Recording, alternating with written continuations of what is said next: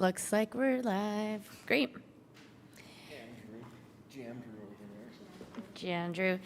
Good afternoon, everyone. It's empty in here. We welcome the members of the public who are in person. Thank you for joining us. And who may be watching our usual video feeds online. I am happy to share our hybrid pilot meeting last week ran successfully. And today marks the beginning of our hybrid meetings going forward. Although we did have some technical issues, so they are successful, but not without a little flaws every once in a while. But that is technology. We are grateful for the public's patience, but most importantly, we are glad you are joining us today. Happy to be back on site with my council colleagues and with the public being able to attend today's meeting in person. If you are joining us on site, the council is following CDC guidelines to prevent and reduce transmission of COVID-19 and maintain healthy business operations and work environments per CDC guidelines. Face coverings are strongly recommended for all and are required for those who are not fully vaccinated. Social distancing will be maintained. I'm Stan Dugan. Oh, who am I? I think I'm Anna. As many of you know, there is no public comment during our work session. However, please join us for the 7 p.m. formal meeting tonight to share any comments. Your feedback is always welcome, and you can share with the City Council anytime by mailing us at P.O. Box 145476, Salt Lake City, Utah 84114, or emailing us at councilcomments@slcgov.com, or by calling our 24-hour comment line at 801-535-7654. We are on to our first agenda item. Madam Mayor, thank you for joining us. Soon you will be here in person. I know that you had some personal things, so we're glad to see you virtually, but thank you for joining us. And our first agenda item is an update from the administration. We have your Chief of Staff, Rachel Otto, here with us in person, but I don't know who you'd like me to turn the time over to first. I'll start. And then Andrew Johnston will give you an update. And then I think there's a third piece of the update, but Rachel will have to let us know who's doing that one. If we could pull up the update slide deck, that would be great.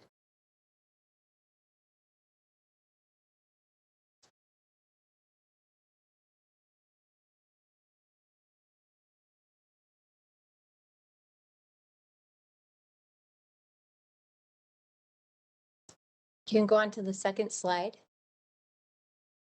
We'll start with our COVID metrics. And you know that we are back into the moderate transmission level. And although for many weeks we were able to report that our crude case rates, that's how many positive cases are there per 100,000 people, were down or declining, they are all climbing right now in every Salt Lake City zip code. And 84101 is at 315 positive cases per 100,000. And 84116 is the next highest there at 179. We're seeing the same trends with Central City vaccination rates behind, and West Side areas are behind our East Side and East Bench. And the next slide will give you a little bit more detail on where 84104, 101, and 116 are at. And because we had some council breaks in there, you'll see a big jump between June 8th to July 13th. These are just the Tuesdays we've updated you with. But if the council would like, we can go back and give you a bigger table that fills in the weekly as it went. But that's why you'll see such a jump in those third and fourth columns there. We can go to the next slide and we'll get the demographics for the county. We continue to see quite a need for people to get vaccinated, but the rates are increasing a little bit more if we go to the next slide.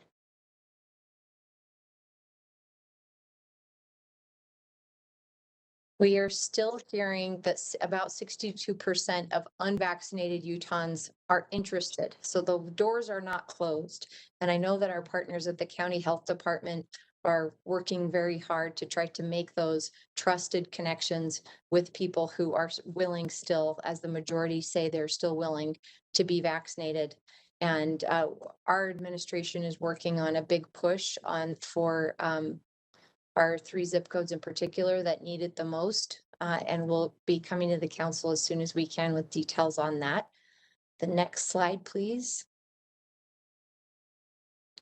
And I'll just queue up the homeless statistics that we bring to you each council meeting, and then Andrew can take it from here. But you can see that we have approximately 12% of the available beds are unoccupied on each night, on any given night, across the 3 homeless resource centers. And happy to answer, or rather, Andrew could probably answer those questions, any detailed questions you have in his part in just a moment. But if we could go to the next slide, we wanted to let you know that Kayak Court did its 3rd run this last Friday. Oops. Yeah, there we go. And was really successful again with engaging 14 individuals and hearing 17 cases. So kudos to our Kayak Court and Salt Lake City Justice Court. And then the last slide from me is about abatements that took place Thursday of last week at these locations, quite a few locations. And I believe Andrew Johnston can go into a little bit more depth for you. Mr. Unless there's any Johnston, thank you, questions. Mayor. And if I could just really quick, before you go, Andrew, an update also on Kayak Court. Judge Robinson was able to connect a family who is pregnant with the health department and get a voucher for them and get all of the services for them as well. So that's not just about the justice system, but Judge Robinson and the rest of all of the volunteers that go on Kayak Court. I was there again. Really, Dennis was there.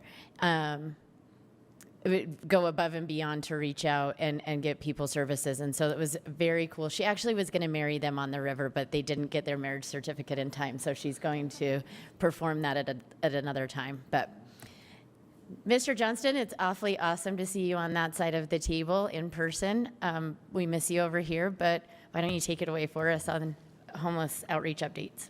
Thank you, Madam Chair. I appreciate that introduction. To go back to a couple slides, if you wouldn't mind, to the Resource Center census, if we could do it for a second. I want to take a second and talk about what that means. There's been some discussion in the community about vacancy rates in the resource centers, and I want to talk through some details so you have a bit of a context to that. If you look on this current utilization statistic table, you'll see there's 3 resource centers listed, a total on the far right, and then the different areas of data down the left-hand side. Shelter capacity, that's the total number of beds available. Average number of beds occupied each night during that week. Average number of beds unoccupied each night. That should add up to 300, 200, 300, 200, et cetera. The percentage of beds occupied and the percentage who are unoccupied. Okay, pretty straightforward. You'll notice that the Men's Resource Center, the 1000 West Men's Resource Center, was running at about 79% occupancy for that week. You'll see to the right the Geraldine E. King Women's Resource Center at 95%, and the Shelter of the Homeless Miller Mixed Resource Center at 93%, essentially, and that comes to that total of 88. What happens for that number to come to fruition is there's actually one count per night that contributes to that number. They'll do multiple counts each night, but only one counts to the official census number. So what you'll see is that during the, say first thing in the morning, there's resource centers. You'll have some beds that are occupied by folks who are there multiple nights on a reservation, so to speak, because they're being case managed. Some of them have jobs they're going to or other activities where they can't be there all day to sort of check in and say, I'm going to have this bed tonight. And if they, what happens if they go work, say, a night shift, and they come back and the bed's gone, they're in a worse situation than they were before. So we needed some beds set aside for folks like that who had some flexibility in their schedules, who were working towards their housing and literally working in jobs, so they couldn't be there every night. Now, you have other beds that are night-to-night beds that turn over every night for folks who are new, who are showing up, who we didn't anticipate, all those kind of things. And there's a mixture in each of these resource centers between those two types. So what you'll have some nights is a fair number of beds that were reserved for somebody who wasn't there that particular night. If they're not there multiple nights, then they lose the bed, it goes to somebody else. So we don't have these reserved indefinitely. But for each individual night, there may be different people who are there who are not there. Now, oftentimes what happens is they'll take that bed, particularly in the wintertime, and if somebody's not in there, say at 9 o'clock at night when we do another refresh during the day, they'll say, well, this person already told us they weren't going to be here tonight. Let's open up an alternative bed for somebody else just for that night. So we can still do the full capacity, it's just the different people from the previous night. So the Women's Resource Center particularly used cots and other things a lot for this year to leave somebody's stuff in their bed, even if they're not there that night, but somebody else could be in the center and not exceed that 200 capacity by the conditional use permit. So typically what happens is almost every bed is, or virtually every bed I'll say, is actually assigned to somebody, but may not be there at that bed count, say 7 in the morning when the official count happens. So the occupancy rate is probably somewhat higher sometimes in these things, but it's not reflected all the time in that 7 a.m. count, okay? Now there are some nights when it's lower, it's higher, it sort of fluctuates a bit, but sometimes the numbers seem like there's a full 87 beds that are just not being used. The reality is they're probably being used in some capacity, but it may not be exactly reflected in this number, if that makes sense. And we could break that down further for you.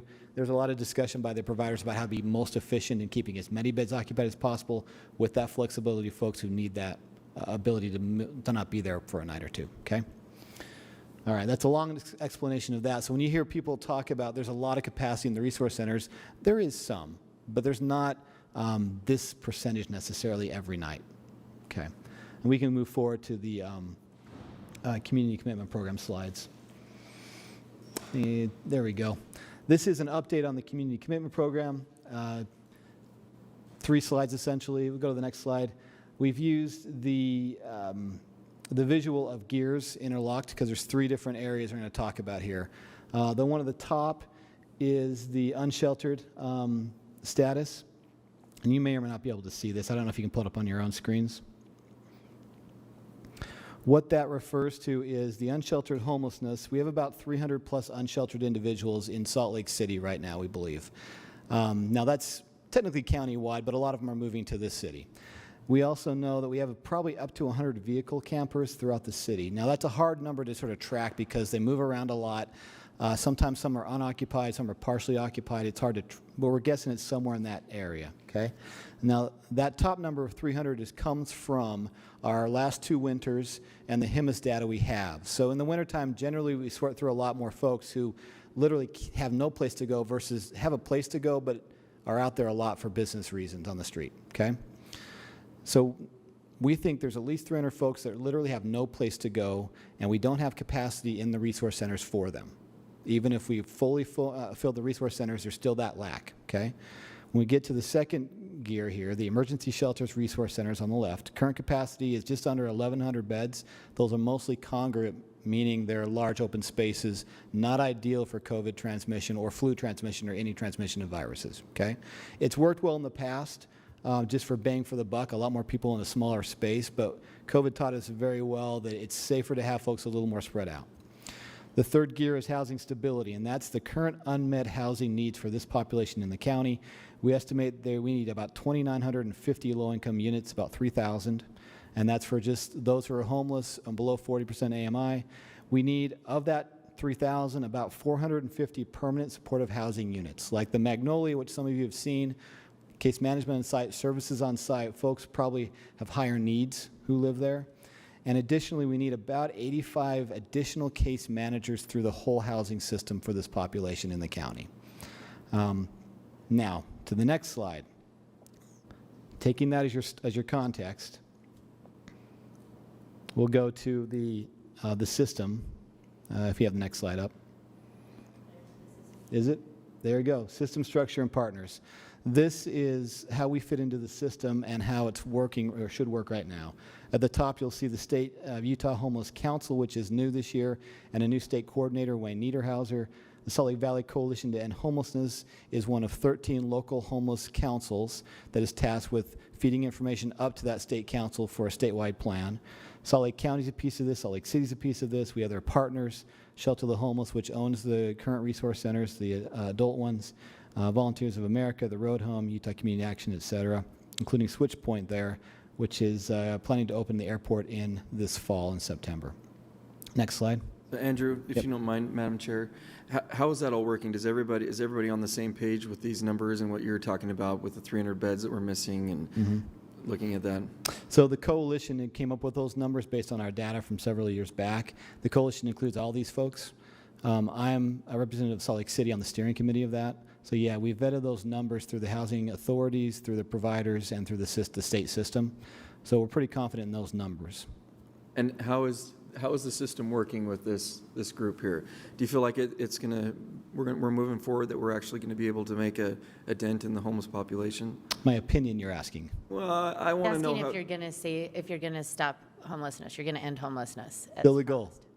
promised. What I'll say is the Homeless Council is brand new. It's just barely getting its membership sorted out in the steering committee of that group, the executive committee. Wayne Niederhauser is doing a lot of fact-finding right now, and I'm impressed by the level of detail he's getting into. So we're meeting frequently, at least once a week, if not more. Statewide partners, local partners, there's a lot of discussion, particularly right now, about the federal stimulus money and how to use that effectively between city, county, state. So we're on the same page, and we have some unified goals there, how to use that. The county and the city and the state are talking as well about short-term and longer-term funding priorities together, so that we're not isolating each of these pots of money separately, and we have a coherent plan. So all this is fairly new, I'd say. I'm heartened by the direction it's going. There's more collaboration and more sharing of data and information than we've had before.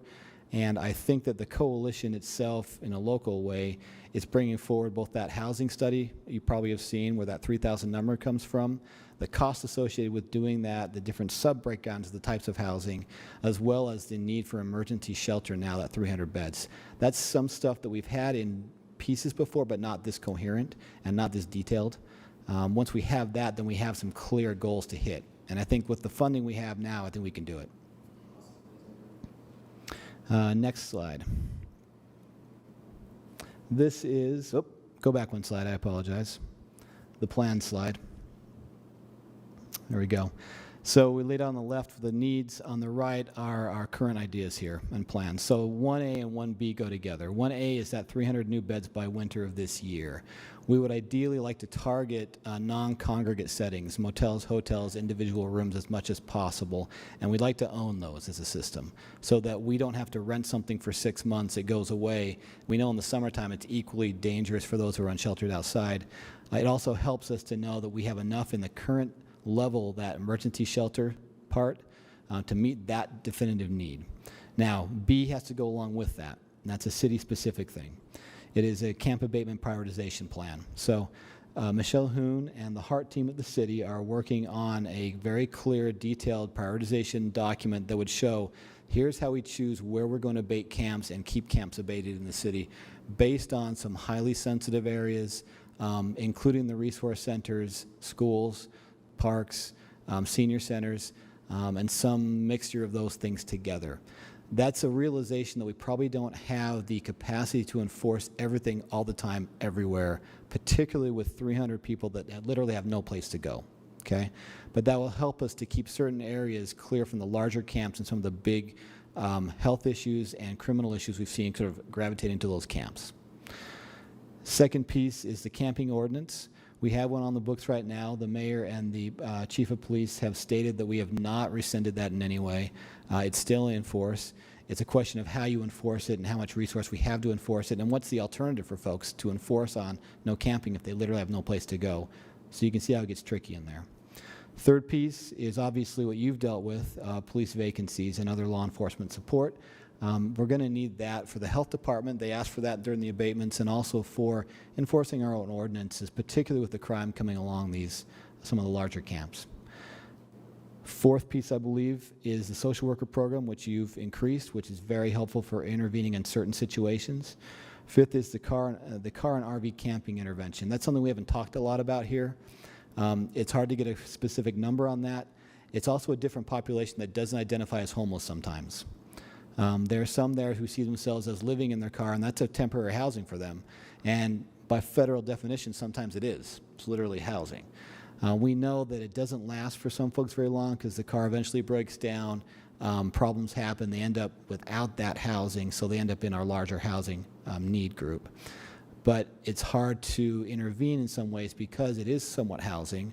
Our parking ordinance is 48 hours on a block face, and nobody wants to tow anybody in their vehicle. It doesn't make any sense because it's a safety issue, and then you're in the tow yard with your vehicle and you're locked up. It doesn't make any sense for anybody.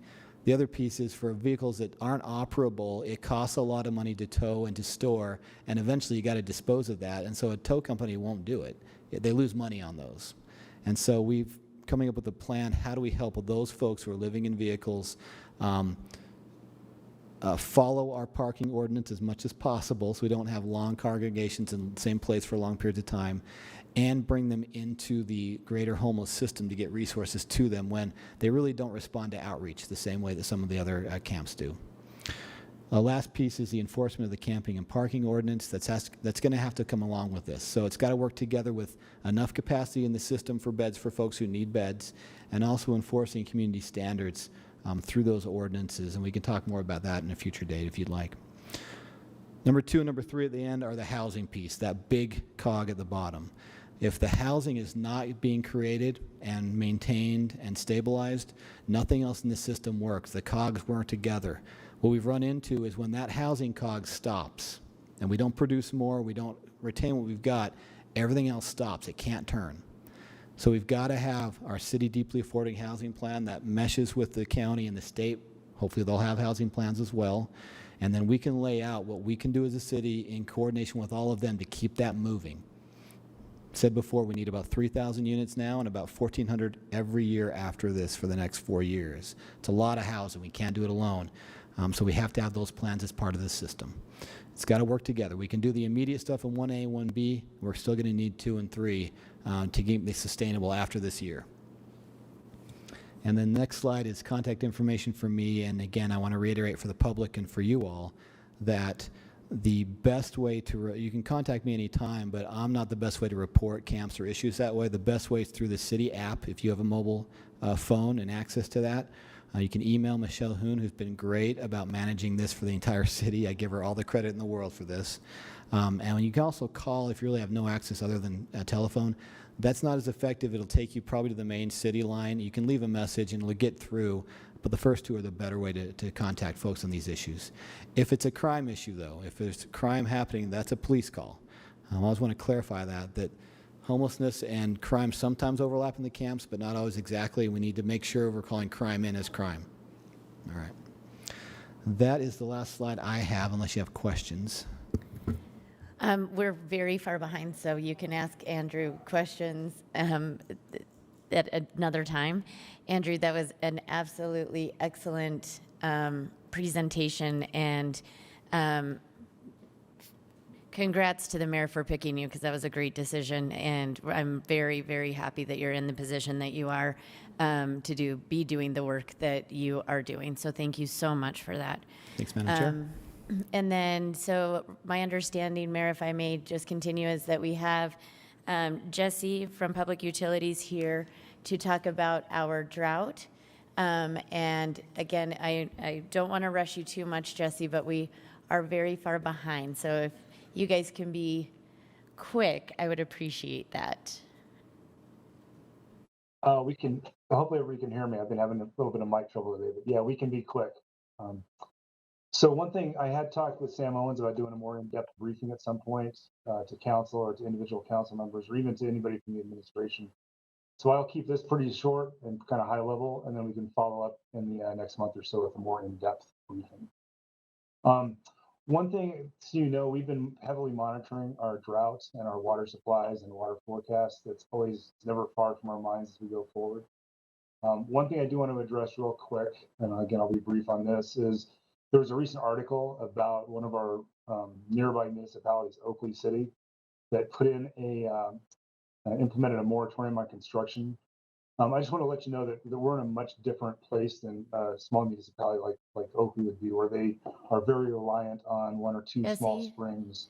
Jesse, Yeah. I'm sorry to interrupt. I'm having, I think we're all having a little bit of a hard time understanding you. Oh. If maybe you can make sure Let that me- the let me microphone Let me doesn't try it move. this way. Can you guys hear me here? Try now. Is that better? Is that better? That's very much better. Thank you so much. Okay. I've been going from headphones to not headphones all day long because one works one time and one doesn't work the other time. So anyway, I was just trying to give a brief overview of, there was a recent article about Oakley City implementing a moratorium on construction. And I wanted to point out before I get too far in that we're in a much different place than a small municipality such as Oakley, where they're reliant on one or two small springs, whereas we have a very diverse water portfolio. We're able to get water from multiple surface water locations, including City Creek, Harley's, Big and Little Cottonwood Canyons, and then also the Deer Creek system through the Metropolitan Water District of Salt Lake and Sandy. So we have a very robust surface water system. Plus, we have 26 to 30 wells and springs we turn on across our system, and those range from Cottonwood Heights all the way to the 4th Avenue well at the mouth of City Creek. So again, we have a very, very diverse water portfolio. As far as drought and water management, we're currently in stage 2 of our water shortage contingency plan. That relies on voluntary efforts by consumers and then some little bit more mandatory efforts for some of our municipal organizations, state and federal organizations. And with that, we've seen very good response. So the good news in this is our customers have really cut back their use. Typically in hot, dry conditions like we're seeing, we would be expecting to see, I'd say 165 to 170 million gallons of water consumed a day. And instead we're seeing about 135 to 140. So about a 30 million gallon a day reduction in what we would expect. That's huge. That's a 15 to 18% reduction we're getting across. And that's, we've all seen the communication that's been out either through social media or on the news, newspapers or television, really urging people to watch their use. We're using water to survive and not thrive. That's one of the new posters that's out there. So kudos to all of our city agencies, whether it's parks or golf or whoever it might be, facilities, really cutting back. And a lot of that's gone as we work with them to find ways they can cut back on immediate use or long-term plans as we go forward. So that's been a big push we've had with Stephanie and her conservation program to do messaging and to work with our own city, to work with other municipalities we serve water to, whether it's Cottonwood Heights or Mill Creek or Holiday, or working with other water agencies to make sure we have a very good message going forward. So that's been great. Again, water to survive and not thrive. Our supplies, so we went into the stage 2 because we were watching our supplies go down. So our Cottonwood or our Wasatch Front canyons are definitely low. I don't know if anybody's been up there, but I put it as we look like we're in late August or early September now, and we're just in mid-July. So our supplies are definitely down. But the good news is that we do have water reserved and water stored in the Deer Creek system, which is allowing us to remain in the stage 2. That supply, along with our reduction, is keeping us in the stage 2 rather than moving into a stage 3 or higher. So that's the good news, is we do have that, although it is stored water and we are in a year of a multi-year drought. I'm not sure what year. There's various people say it's the first year, people say it's the 6th year. So we're in a multi-year drought, and so we can continue to monitor that as we go forward. So really what we're doing is we're monitoring our supplies and we're optimizing them. We're trying to optimize our creek flows, is our treatment in Big Cottonwood and City Creek, so those are direct creek flows.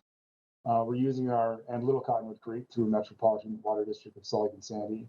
And then we're optimizing the water we have in the Deer Creek system. Parley's Creek's a little different. We have our own storage there, so we're kind of holding that for a non-rainy day. Instead of waiting for a rainy day, we're waiting for non-rainy to use some of our stored water supplies. And then we're kicking wells on earlier, and we're using them maybe a little bit more than we typically would. And we're prepping some wells that we don't typically use every year in anticipation that we will be using them.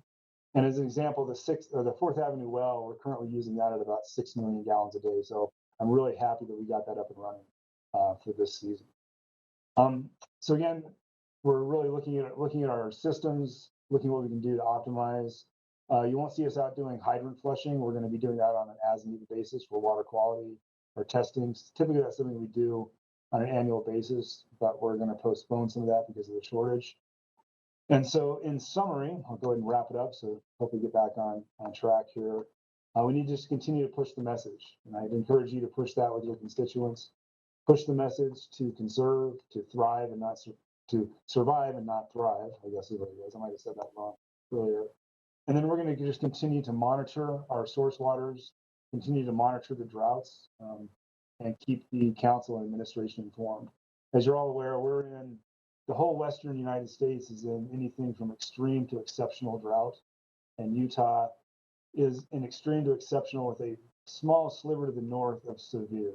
So overall, it's a very dry time out there. And we'll continue to monitor it, and hopefully we can all continue to do our part to weather this non-storm.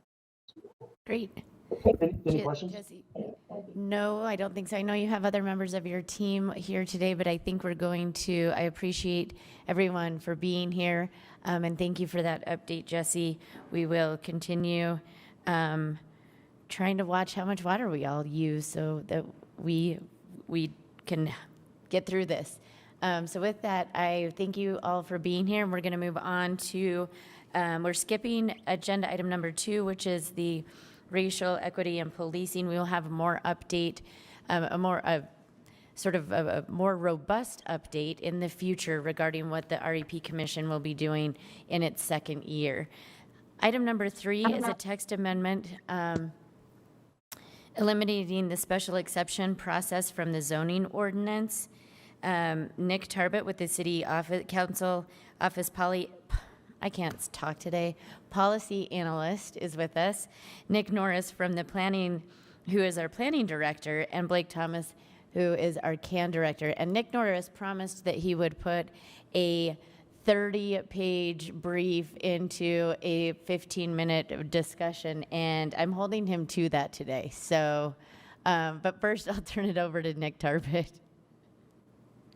Thanks, Madam Chair. If it's all right with everybody, since we're short on time, I can just turn this over right to Nick. I'll probably just repeat much of what he's going to say. So Nick, I'll turn it over to you. We'll go from there if that's all right. Sounds great. Thank you.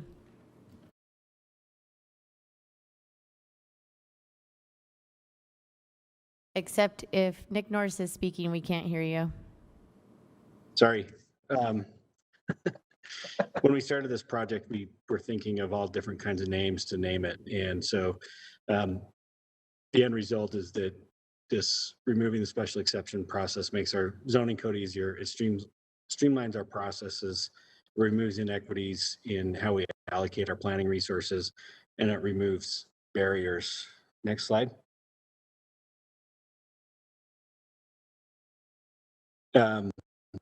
So this is in your staff report from your council staff. So I'm not going to get into this too much. Just a couple of key things to know about special exceptions. They're generally very minor. They usually deal with a dimensional requirement in the code or an accessory use. And sometimes they legalize past things that have happened in the past that were never recognized by the city. Next slide.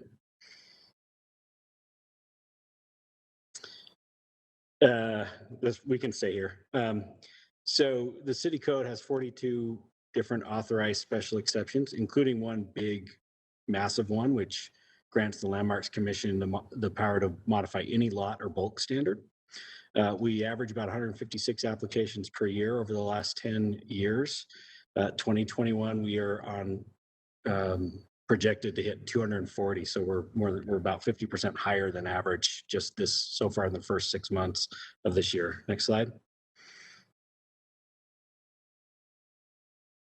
I wanted to go over some of the key issues with some of the special exceptions. Most special exceptions are very minor in nature. We don't get a lot of applications. These are some of the bigger ones. So the first one is fence height. This is the one that is most frequently denied. We're actually handling this through a separate transmittal that should be on its way to you guys. But basically, it eliminates the ability to request extra height and instead establishes parameters for when extra height is warranted around special facilities, issues of safety, things like that. Next slide.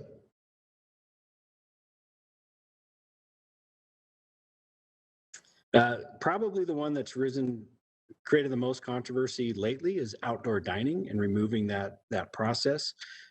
This particularly when the outdoor dining itself is located directly adjacent to a residential use. It's not as big of an issue when it's in a front yard and the backyard of a restaurant is next to residential use.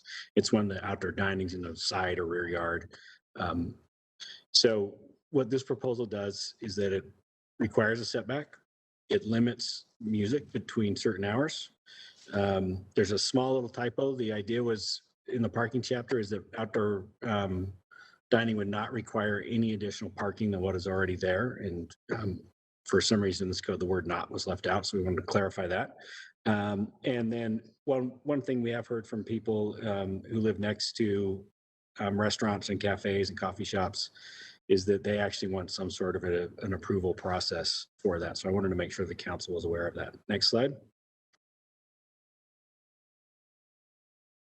So HLC authority, this remains. This is one of the streamlining things about this proposal. Right now, if you want to get additional height to match your historic building, like what's shown in this picture, you actually have to submit 2 different applications. Removing the special exception eliminates that need to submit that second application and just relies on the existing processes in the historic overlay.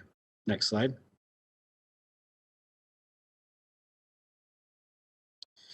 Grade changes. This was also another item that was initiated by a city council, a past city council, because of that picture on the left. It's about a 23-foot tall retaining wall. Right now, you could get a special exception to do that. What this proposal, it changes that so that it's more like the picture on the right. It could be different materials, but the idea is that there'd be a max wall height plus a required step if you need taller retaining walls. Or have a higher distance and a steeper grade to retain. Next.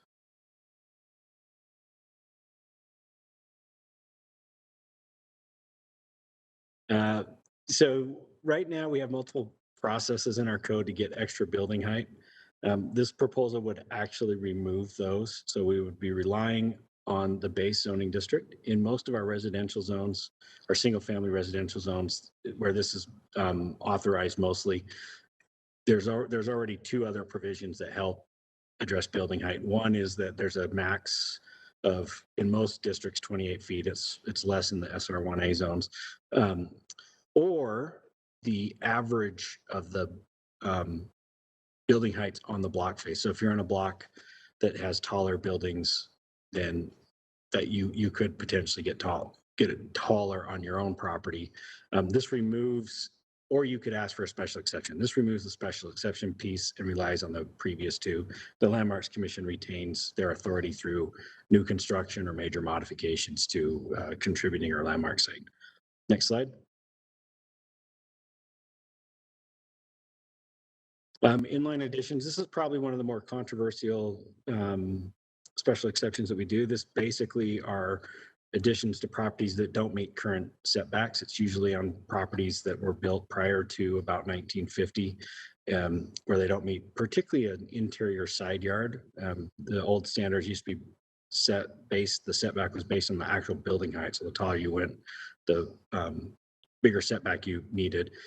But the setbacks now are different than that. And so we end up with probably 50% of our homes not meeting current standards. And so this frees that up a little bit and addresses some of our experience that people have had going through this process in the past. It allows it in the side. It doesn't allow them to go vertical like in this picture, but they can go along a side property or a rear property line to a certain extent. And one of the problems with the current special exception process is that it actually violates state law because it doesn't have any parameters on how much of a change could be approved through the special exception process. And so essentially what that means is that staff or the planning commission takes on that authority that's reserved for the city council in making essentially zoning decisions and zoning rules. And so this helps establish how to deal with non-complying buildings and is in that chapter as a by right type of thing. Next slide.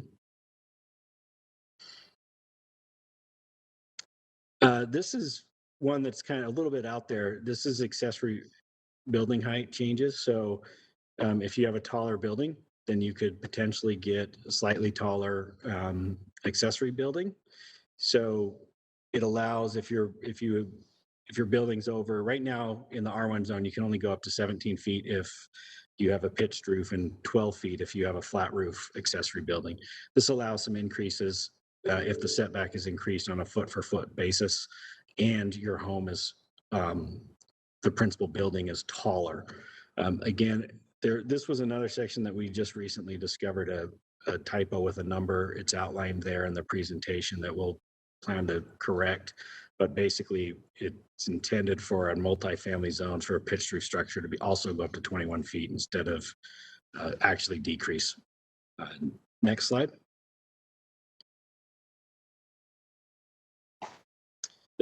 How accessory buildings used is also something that technically requires somebody to go through a special exception. So if you have a garage or a shed and you throw a weight bench or an exercise bike or something in there, technically you need a special exception to be able to do that. You could do it outside in your yard without any kind of special approval. And as we've learned over the last 15 months, there's more and more growing interest in the use of accessory buildings to expand people's living spaces, home offices, things like that. And so this provision will remove the requirement for a special exception and authorize these by right. Next slide. Probably the biggest changes in terms of number of things that are sections of code that are changing is in the non-complying building sections. Basically, we're trying to make it easier for existing buildings to be rebuilt and expand, retain the property rights, and deal with some of the non-complying issues that have happened over time as zoning changes without having to go through a process. Like, for example, even though it's listed as a conditional use, I believe we're addressing it in this. If you have a single family dwelling in a zoning district that doesn't allow it and you want to add more than 25% to that, technically you need to get a conditional use for that. This proposal fixes all of those types of things and makes it clear what that outcome is so that we can help preserve existing historic buildings, since most of these were built prior to 1950 without the need to designate them in a historic district and give more options. Next slide. This was the most controversial one at the planning level, is allowing front yard parking when there's no other options on a property, such as in the picture shown, which went through a special exception several years ago to have a driveway. This happens in a lot of our historic districts because properties were built without wide enough side yards to get into the rear yard.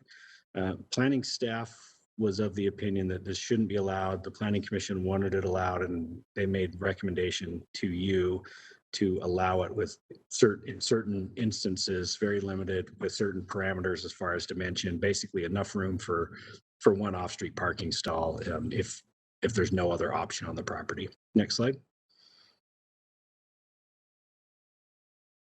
Ground mounted utility boxes. This one has certainly risen up in the recently as an issue. Basically, what this proposal does is that it would remove the ability for a private development to locate their necessary transformers and particularly electrical equipment in the right of way. They have to put that on their property with this change. We've had all kinds of issues with those things going in the right of way, including granting essentially a property right to portions of public property, which we have a big issue with in planning, engineering, transportation, public utilities, et cetera. It establishes some requirements on the property so that the utility providers have access to those. Requires some screening in a front or corner or side yard. The only exception of when we may allow it in the right of way is if it's an adaptive reuse of a historic building and there is no other alternative on the property. So if that building occupies 100% of that property, or there's no way for the utility company to get to the rear yard or something like that, then that would be the limited situation where it would be allowed. Next slide. When serving the neighborhood, this becomes something that's regulated through Chapter 14, which deals with structures in the right of way. It's not a zoning issue because, again, we're trying to remove the ability or the scenario where granting some sort of zoning approval grants a property right to property in the right of way. And so the better way to do it is to follow that process that's in 14 and chapter 2 about encroachments, lease agreements, et cetera, in public spaces. This is a big thing for the top right picture.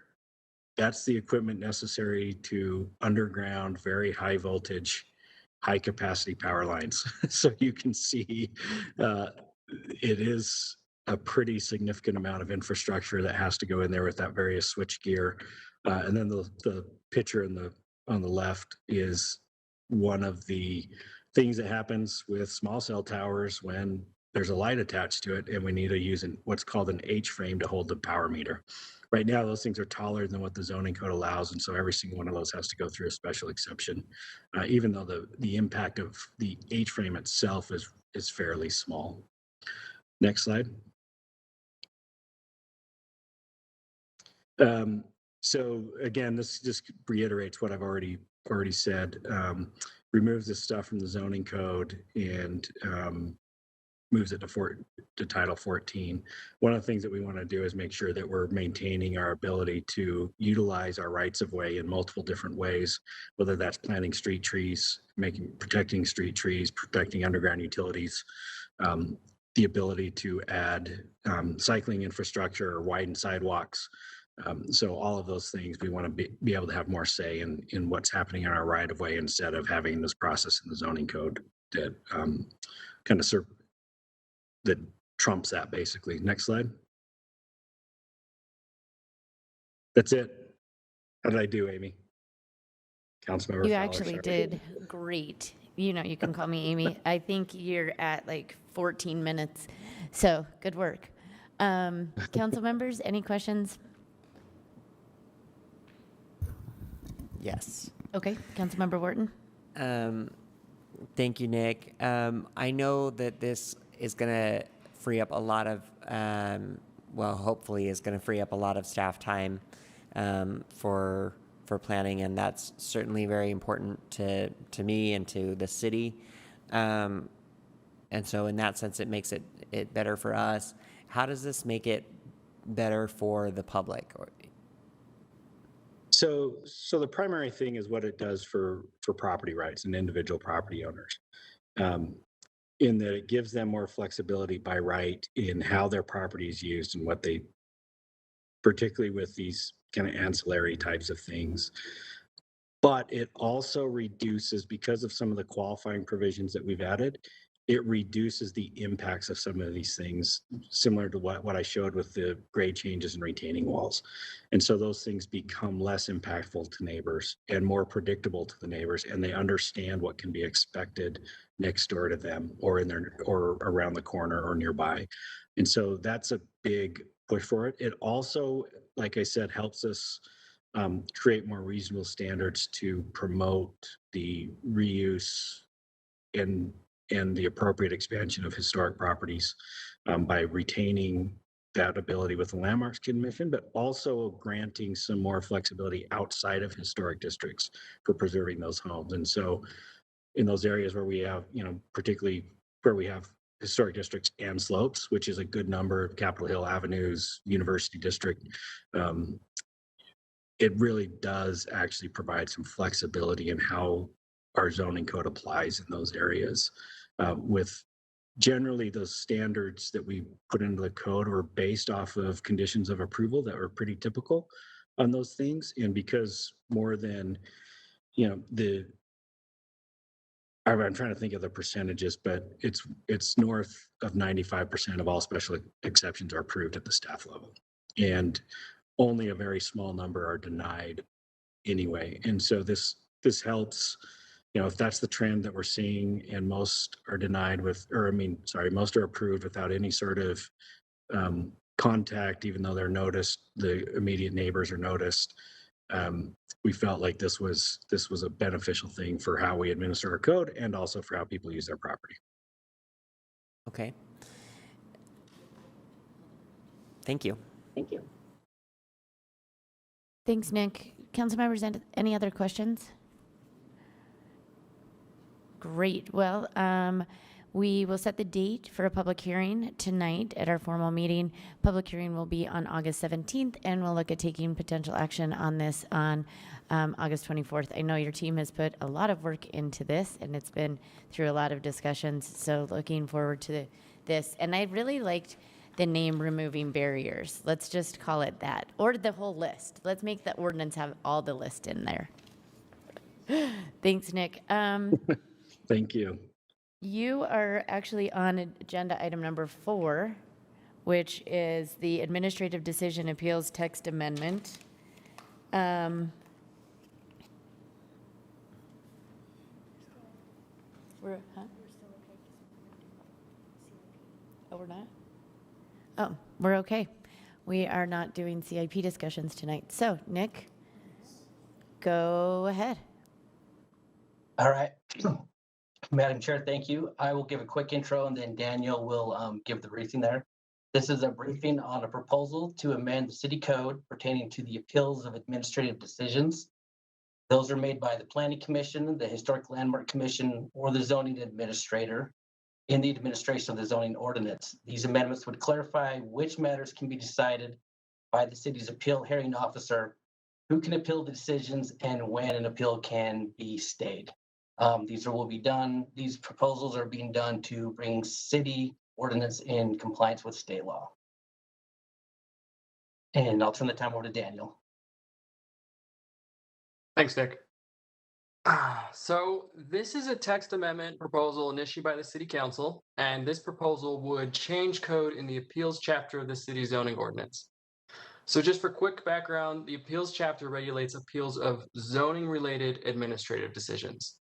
So these decisions are made by the Planning Commission with things like plan developments and conditional uses, or the Historic Landmarks Commission for things like new construction in our historic districts, or for decisions by city staff or the planning director when they're administering the rules of the zoning ordinance with things like building permits. So when a decision is made by one of those city entities, someone can submit an appeal to the city, and the appeal has to allege an error in administering or interpreting the ordinance rules or regulations. And then that appeal would then be heard by the city's appeals hearing officer, and that officer is someone appointed by the mayor and is generally an attorney with land use law experience. So the city code section that deals with these appeals hasn't really been changed or updated since it was adopted a number of years ago. So these changes will get it up to date. The changes are generally technical changes to comply with recent state code changes and other case law decisions by courts in the state. Can I get the next slide, please?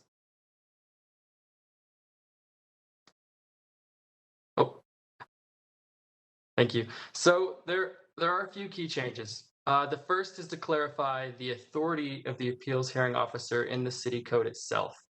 So city appeals hearing officers only have legal authority over city code and processes, not state code, but that limit is not called out specifically in the city's own code.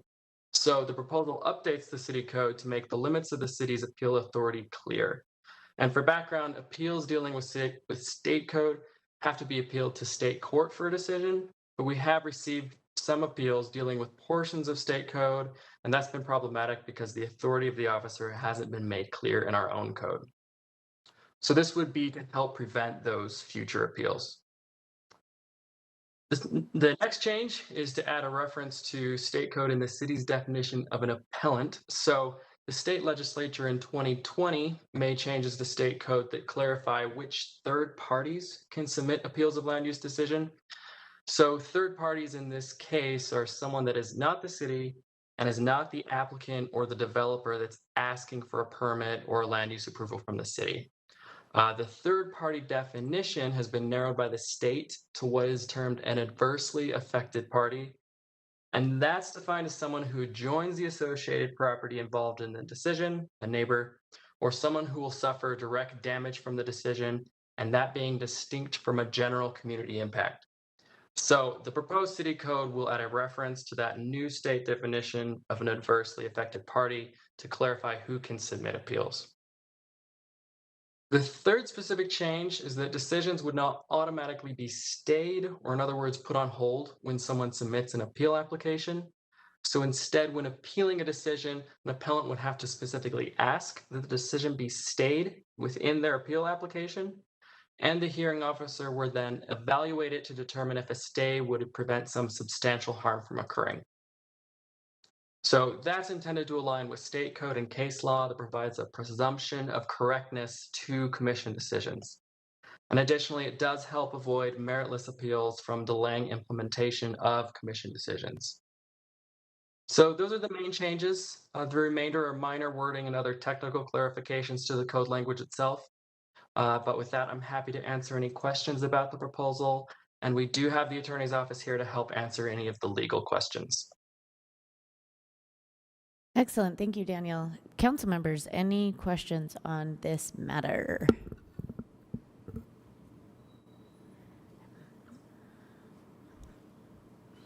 I don't see any questions here. So it looks like Katie and her team and Daniel, you all lucked out. So this is set again we're setting the date for a public hearing tonight. Our public hearing will be on August 17th and then potential action on August 24th. Thank you so much. Madam Chair, can I just make one clarification? Please real do. Quick? So the portion of this that deals with the city appeals hearing officer not hearing appeals related to state code, it doesn't prevent someone from submitting that. It just prevents the hearing officer from making a decision on that. I wanted to make sure that that was clarified.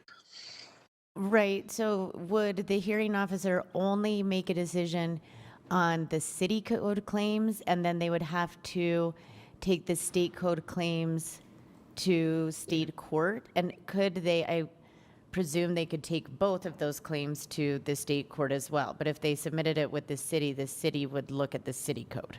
Is that right? I see Katie nodding her head yes. Did you want to clarify anything there, Katie?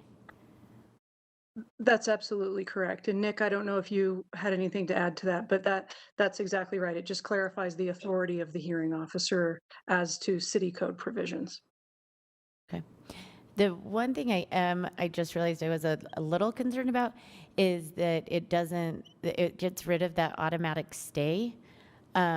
Recognizing that, as Daniel, you mentioned, that this is in line with state code and case law, presuming sort of a deference to the hearing officer. I guess I just worry that would make things more difficult for the person who's appealing as well. And I don't know how to address that. It just has a concern. There's like this little red flag there for me. But Daniel, can you or Nick talk a little bit about that? Well, at least as far as how that would go is when they submit their application, they would just need to include that request, and we would get to that as quickly as possible. We wouldn't be waiting until the scheduling and a full appeal to have the appeals hearing officer make a decision on that request. Is there something in the ordinance that says that, as far as, the decision about the stay needs to happen within X amount of days after the application or something along those lines? Or would that be something that would be helpful to add simply so that there is at least some amount of transparency for the applicant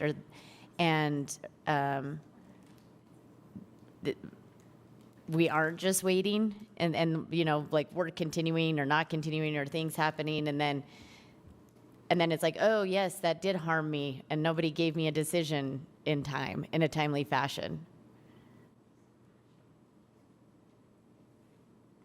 I thought there was something in the code that we added regarding that, but if not, we could add something in there.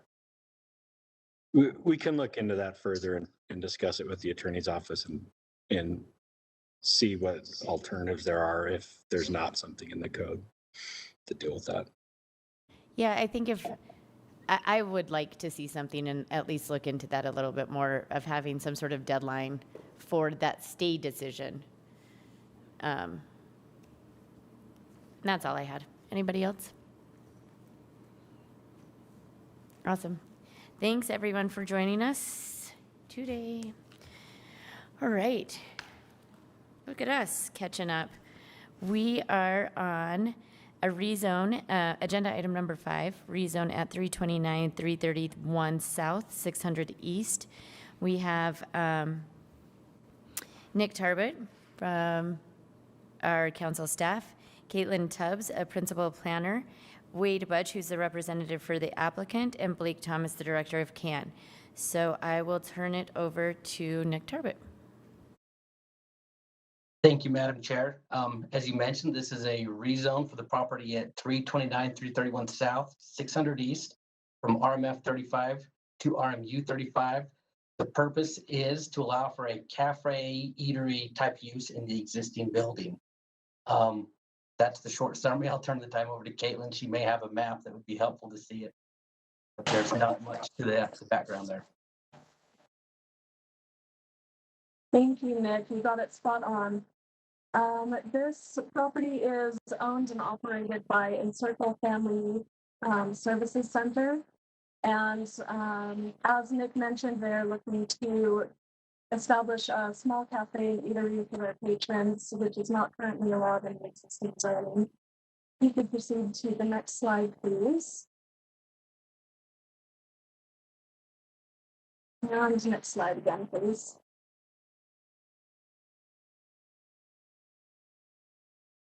The vicinity map is a little bit on the small side, but this property is mid-block along 600 East between 3rd South and 4th South. It is directly to the north of the commercial development that runs along 4th South there and is behind the Zupas. It's less than a quarter acre in size, and the proposed zoning would allow, of course, for the establishment of that cafe, as well as some other uses for the historic building. And I'm happy to answer any questions that you have. I know that, council members, I know that Wade Budge is here for the applicant, and I don't know if we'd like to give him 5 minutes just to talk about the project before questions. Okay, everybody was really attentive on that one. So Wade, why don't we give you 5 minutes to just kind of talk about the rezone and the project itself. And thanks for joining us today. Oh, we can't hear you. Thanks, Wade.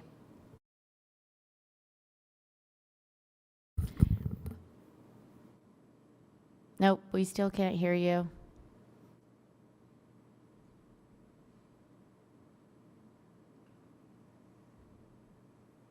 Nope. I'm sorry. Apparently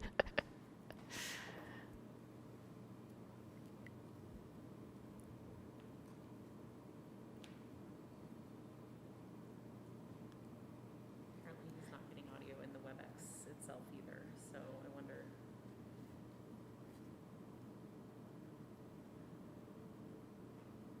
Can you hear us?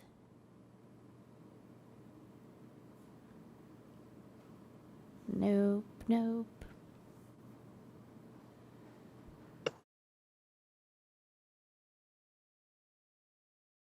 Okay, Madam Chair, does that work now? Yes, perfect. Thank you for joining us, Wade. Can you hear me now? I apologize for that. Says it's on now. Are you able to hear? We are. Can you hear us? All right, Madam Chair, thank you, and council members. Really appreciate your time today. If I may be allowed to share my screen, I'll just briefly show a few slides, and we really appreciate your time today on your busy schedule. If the administrator could enable share. Thank you. Our client Encircle is, as many of you know, providing very important services in this community. And when they approached me about wanting to open a cafe, we engaged in discussions with the planning staff, and we looked at opportunities to find a rezone that would be consistent with the existing general plan for the area, and that would also be consistent with the historic districts in the area. But just to give you some more context as to Encircle. Encircle's, I have some slides that explain a little bit about Encircle's operations. Encircle is an important LGBTQ community partner. One of their first properties is this one right here in the middle, which is the John Williams Encircle home, the one that we're talking about today. And it was purchased by Encircle and has been restored to its current condition, which is a fabulous asset and part of the community. They also have other buildings that they are doing in other cities, but this is the one we're talking about today. We offer some important programming, and this rezone is going to allow us to expand our operations at this site. These are some of the important services that we provide today.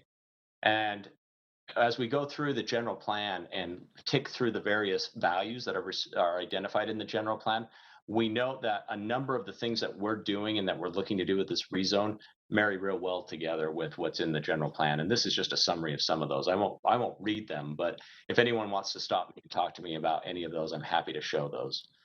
But we obviously touch on all these important values, and we believe that by being allowed to pursue this rezone, we're going to be able to better fulfill our mission. As was already indicated by Caitlin, this is in the neighborhood that adjoins the commercial center that is located to our south. And if this rezone were to be pursued when it's presented to the council, hopefully next month, then what we would have is this area right here would be consistent with all the mixed use development that is adjacent to the property, and we'll be allowing a cafe use, which is consistent with the types of uses that are occurring in this blue zoning district. Our thought would be that in preparing our drawings is we would do a cafe on the main level. And I know this is more than you get in a typical rezone, but we wanted you to understand how we would implement it. And it wouldn't involve any exterior changes to the historic structure. We very much value that structure in its form. But what we would be doing is some remodeling inside to allow a cafe. The reason why the cafe is important, it's going to help us activate the area. It's going to help us be able to invite more people into our first level. And then it's also going to provide employment opportunities for some of the folks who are involved in our programs, and also some important training and experience. This will be some of the branding of what you'll be able to get hopefully this fall when we're able to open, if we were able to obtain the rezone. And then this is part of what we would envision as some signage, something along the lines of what you see here. To our public hearing, we'll have some of our important staff members come in attendance, and you can get to meet and know them. That includes the Chief Operating Officer with whom I've been working, Jacob, and then also the director of the cafe, Shaylee. And with that, I'll just end and just want to thank you again for your time, and I'm happy to answer any questions. Great, thank you so much. Council members, any questions? Councilmember Dugan. Yeah, thank you very much. I'm all in favor of the change, but I'm just wondering, with a rezone from RMF to RMU, how does that affect it if this we were to change owners because the setbacks and everything else change, and how would that affect the other RMF zoning in the area, and how would the neighbors be affected by the change in the setbacks and the building size? That same question came up. That same question came up during Planning Commission, and Nick, I know you had a better answer than me. Maybe you'd like to share. I'm going to record that just so well, the biggest thing that it does is that it provides flexibility for what is a contributing structure in a local historic district, and it wouldn't necessarily be tied to be only residential, which it hasn't been used as residential. I mean, it's an office space mostly right now, I think. So it doesn't impact the adjacent properties because the zoning standards are very similar, and any sort of change to the site or the building would have to go through the Landmarks Commission. There's really not much impact here other than it helps preserve the long-term use of the historic building by being more flexible with how it might be used in the future. Great, thank you. Any other questions, council members? Great. Well, thank you all for being here. Again, we'll be setting the public hearing date tonight at our formal meeting. Public hearing would be on August 17th and tentative action on August 24th. Thanks everyone for being here. We're moving on to agenda item number 6, which is the Rosewood Park Street and Alley vacation at 1400 North, 1200 West. We have Brian Fulmer from our council office, policy analyst, Nick Norris. It's a Nick Norris night tonight, eh, Nick? Our planning director, Kristen Raker, the director of public lands, and some other of her staff, I believe. So I will turn it over to Brian Fulmer. Brian, thank you for being here. Thank you, Madam Chair. City Real Estate Services requested vacating 5 alleys and 6 streets platted within Rosewood Park, which is located at 1200 West, 1400 North. In the image on your screen, you can see the street locations are shown in red and the alleys are in blue. The streets and alleys were included in the original subdivision plat from the 1880s, but never constructed, and they don't physically exist. The purpose of the request is to consolidate the many parcels within the park into one parcel, thereby simplifying the permitting process for any future park improvements. I will turn it over to Nick and to Kristen for additional information and to answer any questions you may have. I don't have anything to add. Hi, everyone. I think there was a question regarding park improvements at Rosewood Park, and there is actually a public utilities project that's going to be happening in Rosewood Park. We don't have a time frame yet on this, but it'll happen at the same time as Rosewood Golf Course is going to be under construction. It's part of the same construction for public utilities. Basically, it's a phased project that will increase the flow capacities and system reliability for the sewer system and the storm drainage. So with that, the park will be closed for a period of time.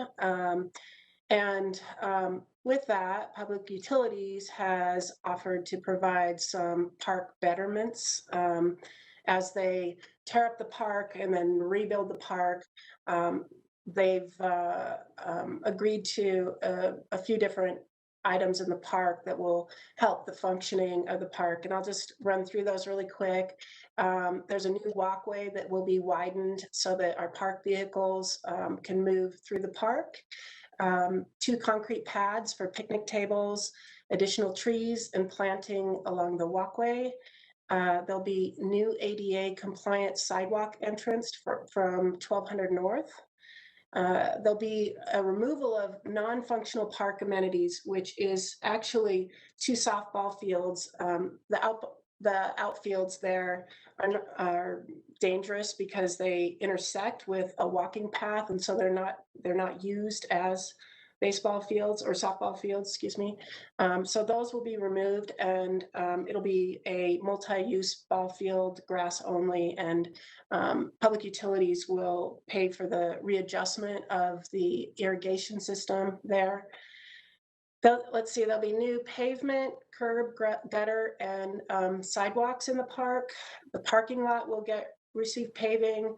There'll be a new fence, and where there is one baseball field that will be staying. That's in the southwest corner of the park, and they're putting in a new backstop at the baseball field there. And then there'll be additional turf and irrigation systems that they'll put in. And it's a Public Utilities funded project. So they've been working with us and really great to make some improvements that we've been wanting to see in that park. That's all I have. Great, thank you. Questions, council members? Madam Chair. Councilmember Rogers. This is more of a comment. You know, this Redwood Meadows Park is really awesome. There's been a lot of investment made in the city. It's got a Rosewood, I'm sorry. It's, I've got Redwood Meadows on the brain. But Rosewood Park has a skate park. It's got tennis courts. It's got an awesome dog park. A lot of people don't like the dog park because there isn't any grass or water for them. But it's an old, I don't know, what would you call it if Lisa's on here? It's like an old container. It's an old oil container that's been remediated, and it's a large dog park that, you know, a lot of dogs go out and use. But on the weekend, this park is heavily used specifically for soccer on the east end of the park. So just want to thank the Parks Department for coming and explaining what's going to be happening. Do we know timing on that, Kristen, so that we can pass that? And are we going to go out to the Rose Park Community Council and discuss this with them as well? We don't know timing. Actually, a couple years ago, we were approached with this project and we went to the West Point Community Council and talked to them about the removal of those softball fields, and they were agreeable to that removal of the softball fields. I don't know that Public Utilities knows the timing, honestly. Maybe Jesse, I see Jesse popped up. Maybe Jesse can tell us. Thanks for being here, Jesse.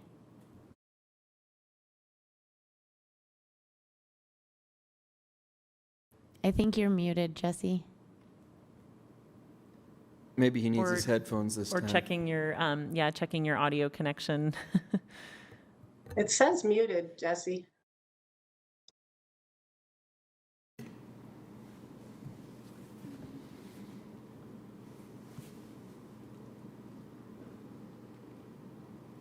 Nope.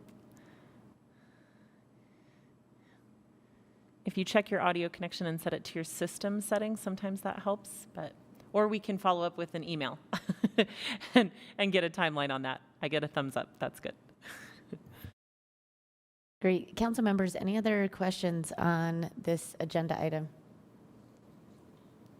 Okay. Looks great. Again, we will be setting the public hearing today at our formal meeting. Public hearing set for August 17th and potential action on August 24th. Thank you all for being here. This takes us to item number 7, which is a funding our future resolution. This is an addendum to the Transit Master Plan Implementation Interlocal Agreement with the UTA. And we have Kira from our council staff. I see her. I believe John Larson will be joining us, as well as Julianne Sabula. So I will turn the time over to Kira. Hello. Right, I'm going to make this quick without cutting too much into the discussion time, but I'd like to just give a quick refresher on the background of this agreement. The resolution you'll be asked to consider on August 17th contains 2 addenda to the city's interlocal agreement with UTA. The interlocal agreement was adopted following the city's Funding Our Future campaign that involved extensive public engagement on 2 funding sources for underfunded critical needs. One funding source was the voter-approved streets reconstruction bond, and the other was a 0.5% sales tax increase. The revenue for that sales tax increase funds some of the needs of public safety, housing, streets maintenance, and improved transit. So as far as improved transit goes, that's where we are. The agreement has 2 parts. A 20-year master agreement, which goes until June 2039, and then specific addenda, which are negotiated each year. The master agreement forms the framework of how transit improvements in the city's master plan will be implemented, and the addenda covers specific routes and improvements that are receiving the city sponsorship each year. In this year's budget, $5.6 million was allocated for the improved transit critical need, and that's in anticipation of these 2 addenda. So from the addenda, $4,475,000 is for continued service on routes 2, 9, and 21, which is in addendum 4, and $949,322 is for mobilization on 10th North. And while mobilization doesn't mean that service will start up once this addendum is approved, it does kick off the process to get the infrastructure and staffing in place for the new level of service. That leaves $175,000 to $175,000 remaining from the budget allocation for the transit critical need. And with that, I'll go ahead and turn it over to the admin. See, John Larson is here.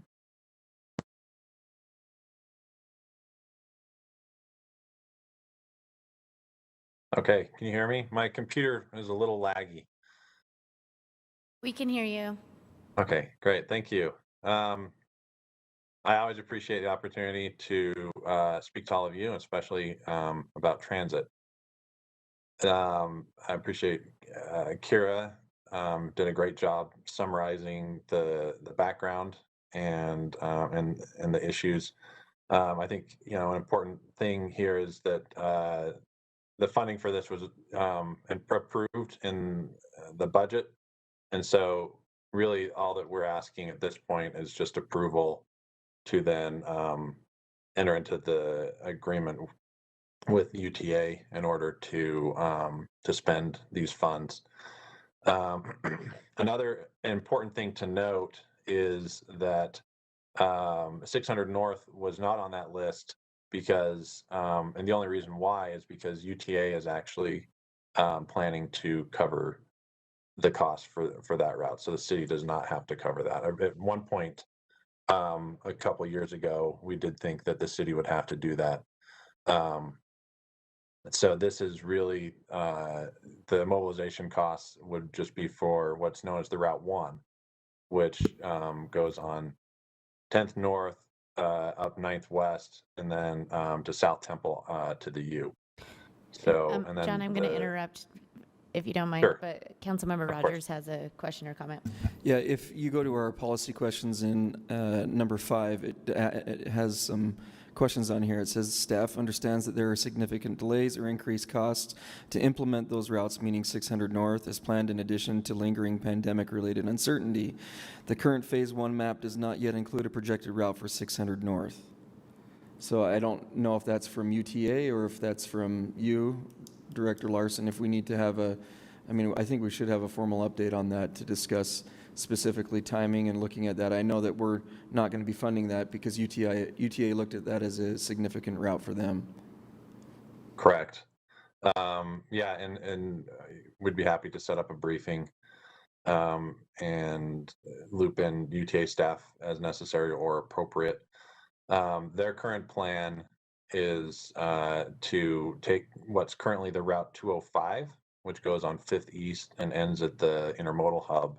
And instead of ending at the intermodal hub at 2nd South and 6th West, it will continue west down 600 North, and ultimately will end at a new hub that we're planning near North Temple and Redwood Road.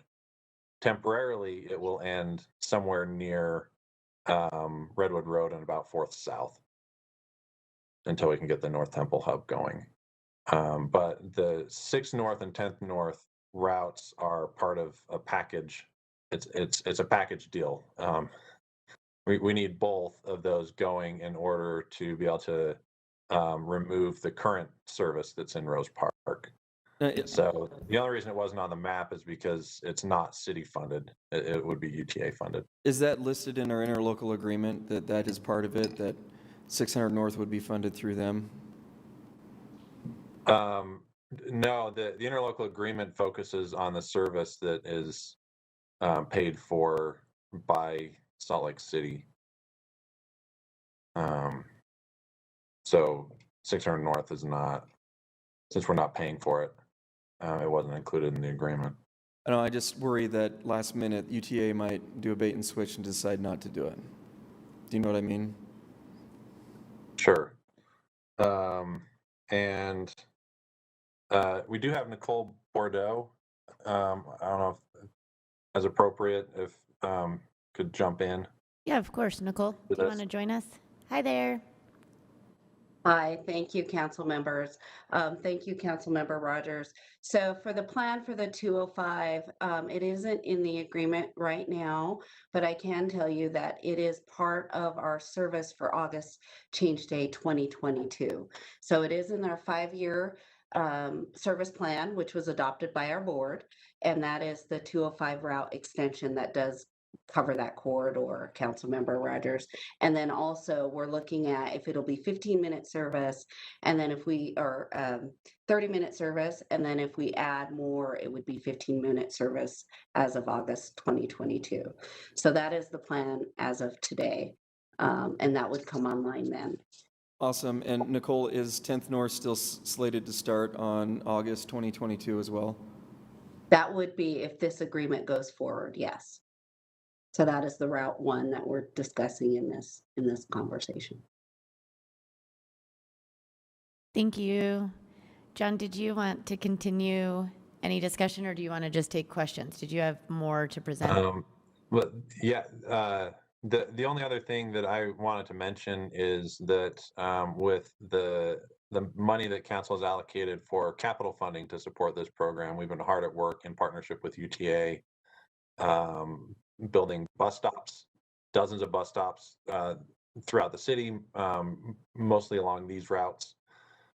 In preparation for this, we have the 600 North Corridor study, which is progressing nicely. We appreciate the funding allocations that have been made and that are in the works to be able to really transform that corridor. And then we also are working on the less visible but still important end-of-line facilities. So that's the North Temple hub that I had referenced, and we'll need a hub west of, we're calling it the Orange Street Triangle, where 4th and 5th South come together by Orange Street right in front of where Parks and Public Lands offices are. That long-term, we believe that's where the Route 4 will end. And so we just need these facilities where the bus drivers can turn around, take a break, use the bathroom, and then move on to the next route. So we're hard at work already laying the groundwork for all the capital improvements to support this program, and so we're really excited about that, and more great things to come. Great. Council members, any other questions? No further questions. Thank you both for being here. We don't have a public hearing on this, so we will be set to take action on Tuesday, August 17th at our next council meeting. So thanks, everyone. All right. Thank you. You're never going to believe this, but we're only 1 minute behind at this point. So we are going to have the opportunity to talk a little bit about CIP. So I'm going to take just like a 5-minute break, grab your CIP books, and then we're going to come back and we'll kind of explain the format of how we're going to have this great discussion. Okay.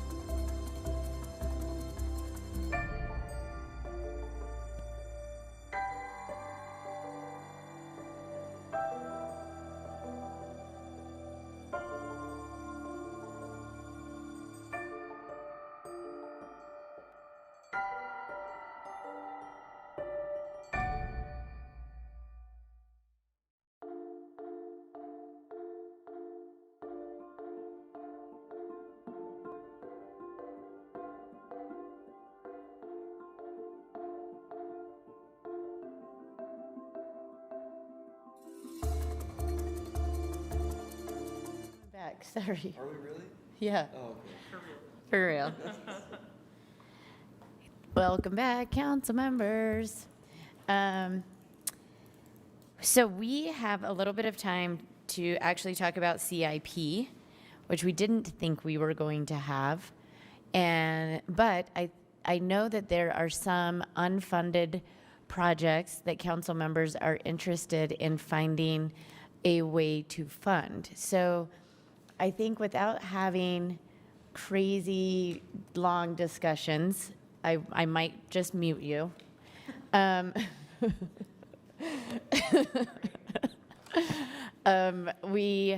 What I'd like to do is just kind of go down the line, and everyone kind of gets a pitch for their unfunded thing that they want.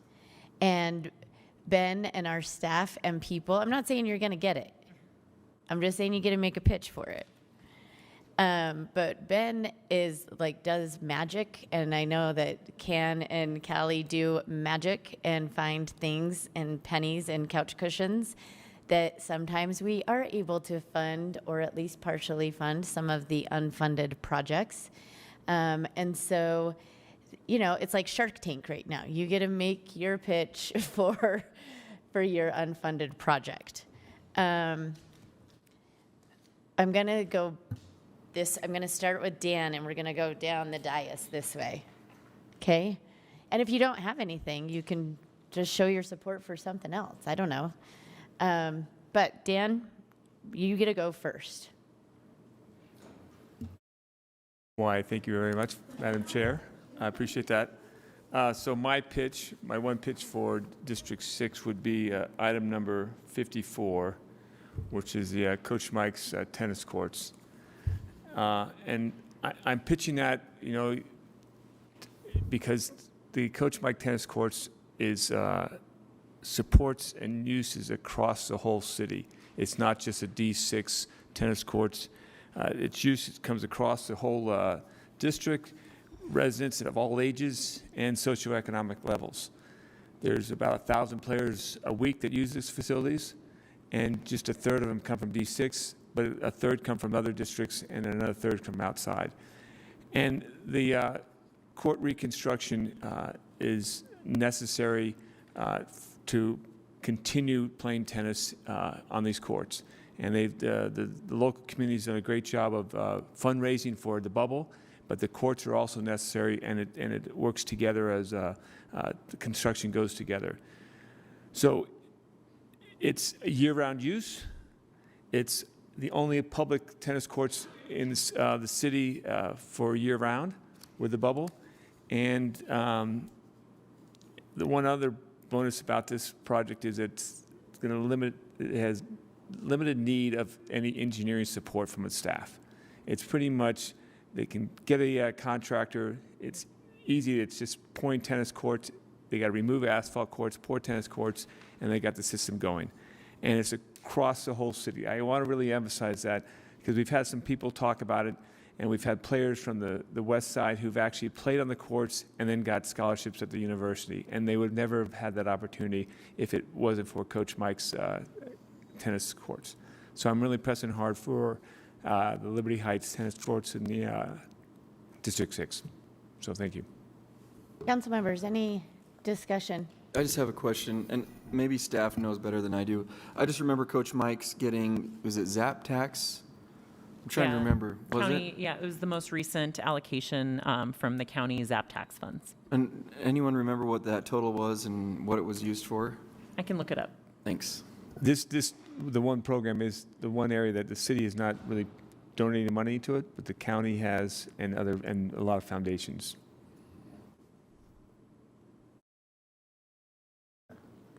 Any other discussion on this item? I guess my question is there any way, we're only looking at number 54, right?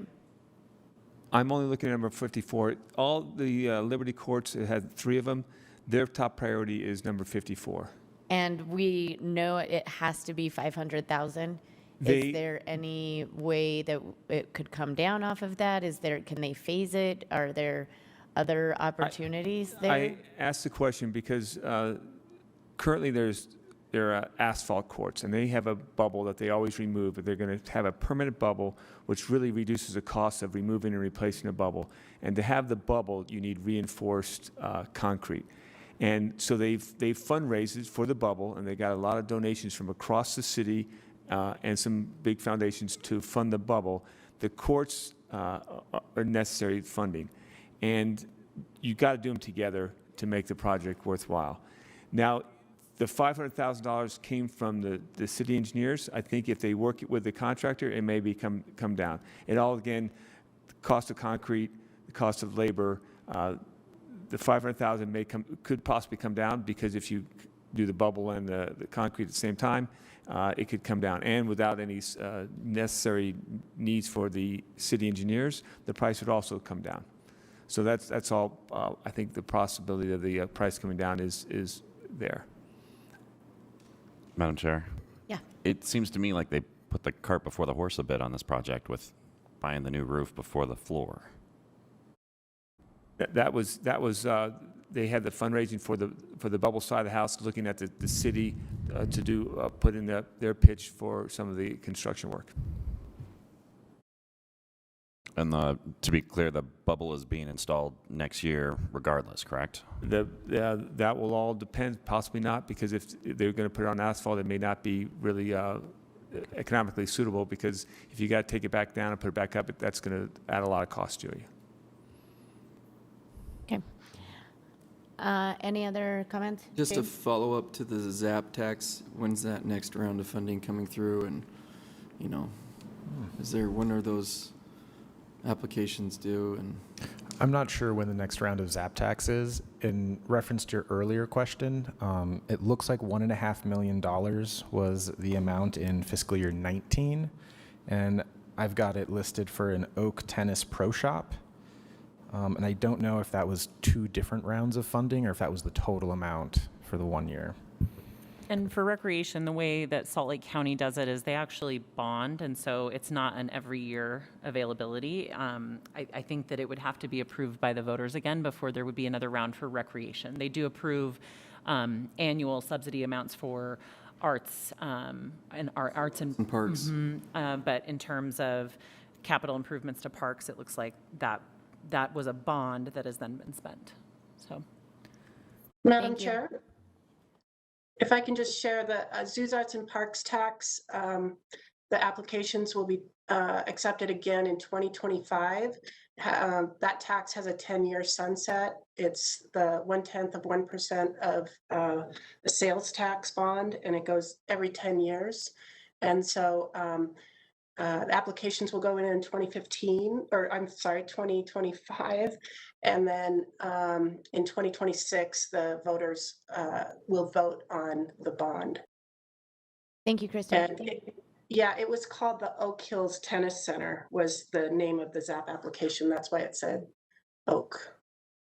Okay, thank you. I'm going to move on to Anna. So last time I advocated for the Odyssey House, an accessory renovation. They need $500,000. It was suggested that it's funded at $300,000, but there was some information that we were going to get back from staff at some point about funding the $500,000 with ARPA funding. Do we have that information back? Is it confirmed? Are we waiting? Yep, so the latest is it's fully eligible for Okay. ARPA.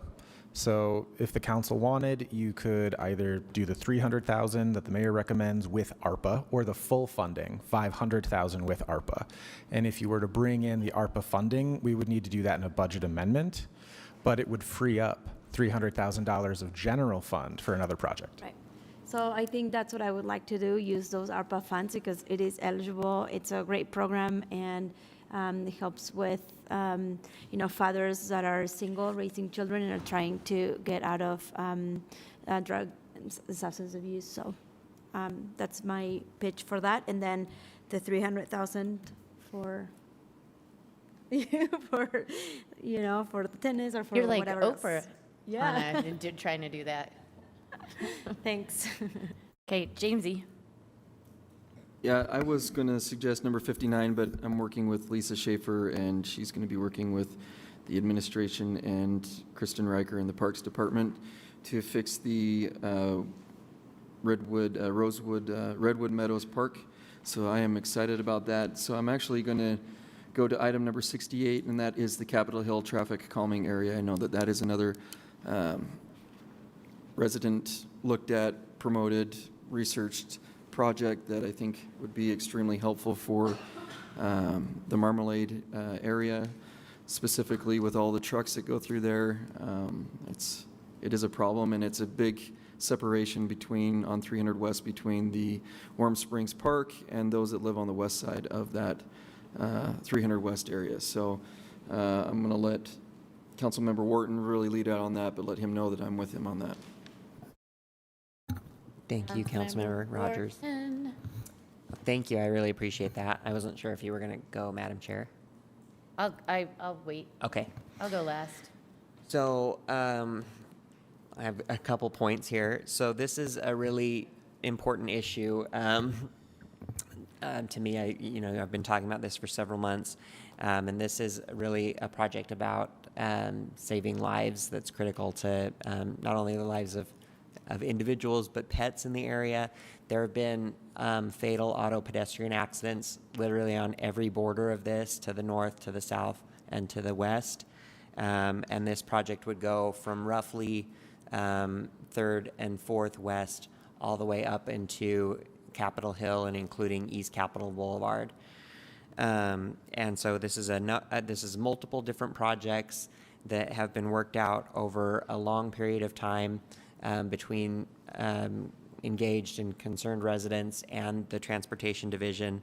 This is a citizen application that has been submitted in one form or another multiple times and was one of the ones that we weren't able to act on in 2019/2020 because of the abbreviated process that year. There's been a long period of public engagement over about 16 months with residents doing surveys, community meetings, all of that.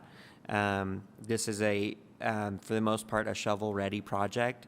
So it will, because of the collaboration with the Transportation Division, they're basically ready to go back to the neighborhood and prioritize all of the things that are included in this and determine which ones they want to move on first. But because of the high level of collaboration, it's pretty much shovel-ready.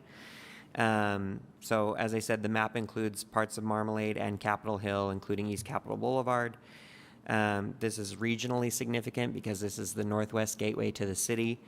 And it is a lot of people traveling from Davis County to try to get to our downtown and to the university. This is a neighborhood scale approach to traffic calming. So it's not just, we want this on our street and, putting streets and neighbors against each other. This is looked at as a holistic neighborhood approach. And the final thing is that we know that we're going to be getting in the next month or so a proposal from transportation to address traffic calming in neighborhoods across the city, because I know this is not just a problem in my district. I know that every district has an area that's like this. But because this is so much further along in the process, and because this is a neighborhood-wide approach, I think funding this now at the $600,000 level will be a good model for us in how we can, in things we can actually see and fund going forward when the traffic proposal from transportation comes to us.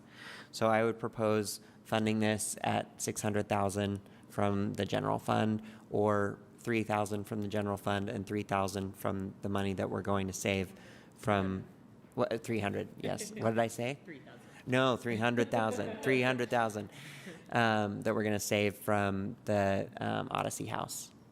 Does anyone have any questions about this? Council members? Nope. Thank you. Thank you. Dennis, it's your turn for your pitch. Why won't this?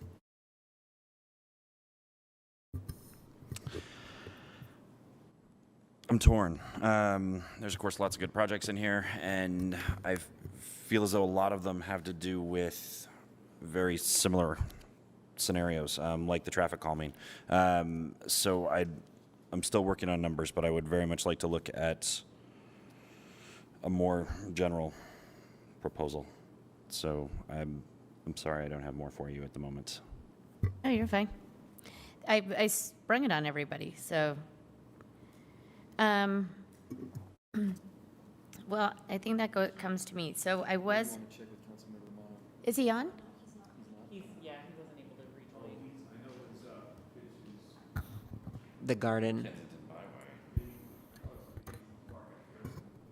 Oh, I thought it was the Harrison Garden, because well, and the Kensington Byway, he was supporting, but that one was recommended for funding by the mayor. The one he was supporting that was not recommended for funding was the Wasatch Garden on Harrison. Yeah, number 57, the community gardens on Harrison and 700. Yeah, and I was in favor of that also. Great. Sorry, everyone. So one of the things I was looking at was number 66, the study at Library Square. I had asked about that the last time, but we remembered, and I think Chris actually kind of found out that we actually funded that a couple of CIPs ago on James's. It's number 66 request, and that study's just never been done. So my understanding is that there may still be money there funded for that study, and I would look to the administration to maybe look at that when you have time. It may also, Madam Chair, my apologies for not raising this earlier, there may also be a role clarity question, because I believe the Downtown Alliance was also leading a study, and I think that there may have been some collaboration there, and so we could also reach out to the Downtown Alliance to see if they're the ones holding that ball. So. Oh, that'd be great. And obviously, there's no rush on it since we kind of know there's already money there and we don't need to make a decision on that. I just wanted to bring that up to everyone's attention. So the other one, speaking of traffic calming and all of the traffic things, that I'm looking at is number 72, the Sugar House Safe Side Streets. I don't know if y'all have been to Sugar House recently, but there's a ton of traffic and a ton of cars, and people treat 2100 South like it's a freeway, and 9th East. And there's a lot of side streets in those areas with a lot of neighborhoods. And so the proposal here, this is a constituent proposal, and the proposal is two-phased. One is to do a study of the existing conditions on a lot of those side streets that are affected by those major thoroughfares that go through Sugar House.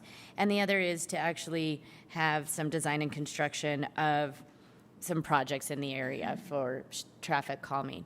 And I reached out to, the original request was $500,000, and I reached out to Sarah Woolsey, who's one of the constituents who put this together, and she worked with Tom Mylar to kind of say, maybe was there a different way that we could go about this just so that we could fund it. And so they modified the request to $300,000, and they would look at the study being $35,000, construction being $225,000, and engineering fees being $40,000.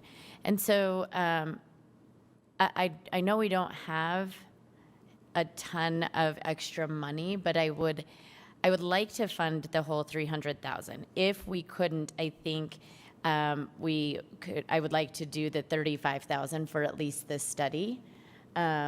We know how long studies takes. We know what our resources are within our engineering department and our transportation department. So it may be even beneficial to just fund the study this year with some sort of intent language that once the study is finished, we kind of put this as a priority in future CIP years. We've done that in the past with different projects. Because it probably would take them a year to get this study, and we know that we're just not going to get the time or the resources to do the actual construction this year, probably within a year and a half or so. So my pitch would be to find $35,000 for this study on that project. And that is all I have. Is there any questions on that? Any other questions on CIP? Great. We have we have one more discussion on CIP. Is that right?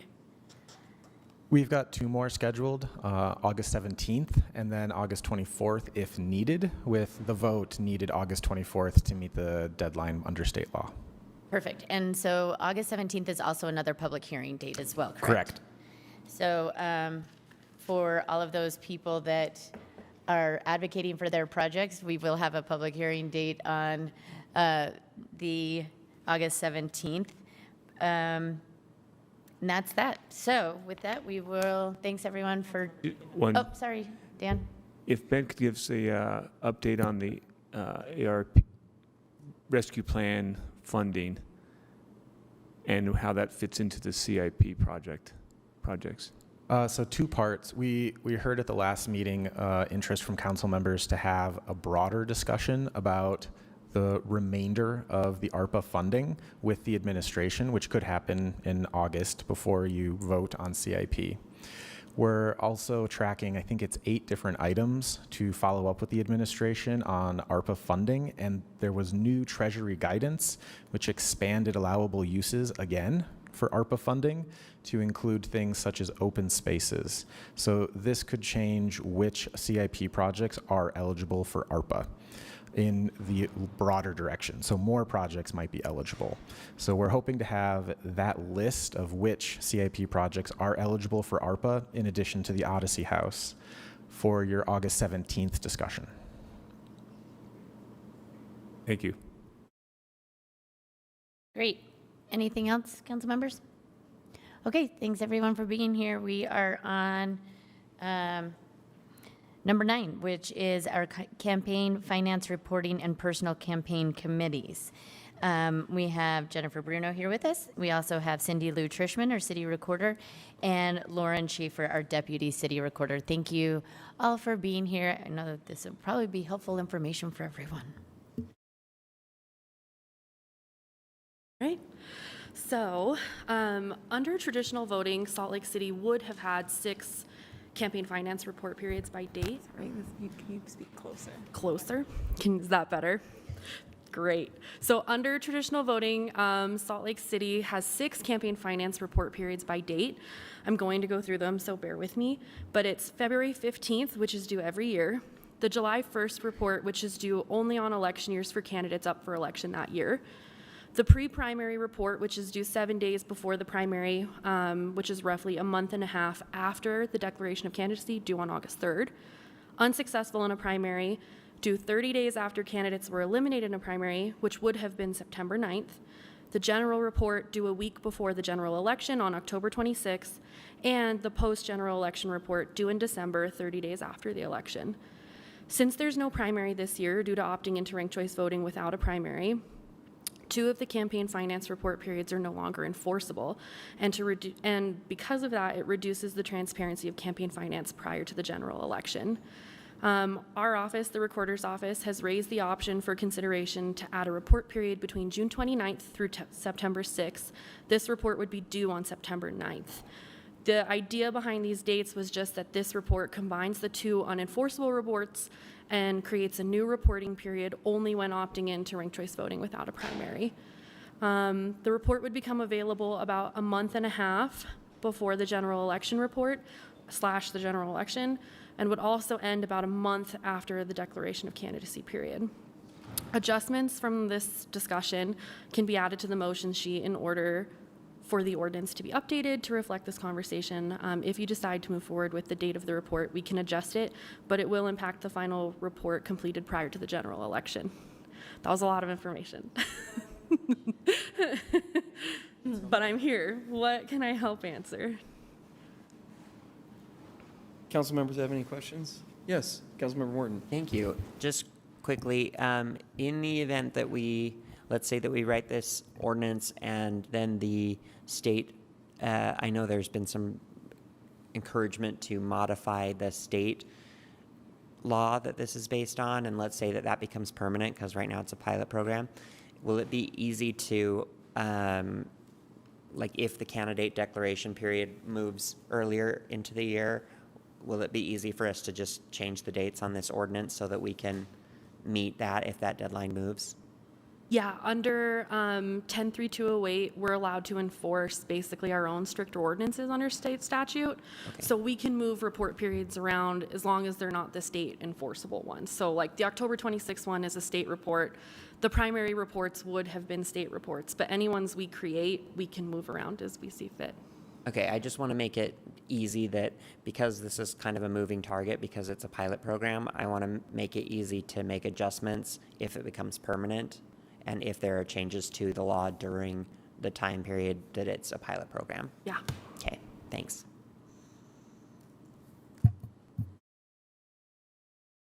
Any other questions? Anything? Okay. Well, thank you for being here and giving us that update. We now have the resolution. Oh, no. Jen? It's just a written briefing because we discussed it earlier as the RDA board. So this is just the follow-up council action that would adopt the UPACA interlocal agreement as the council.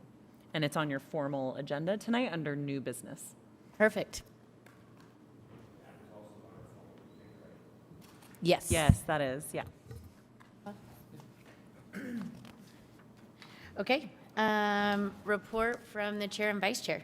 James? No. I don't have anything. Report and announcements from the executive director, Jen Bruno. Nothing there. We have no tentative closed session.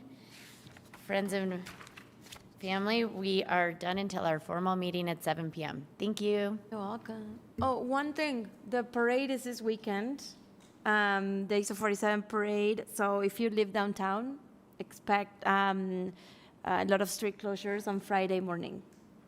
So, thank you. Okay. We're adjourned.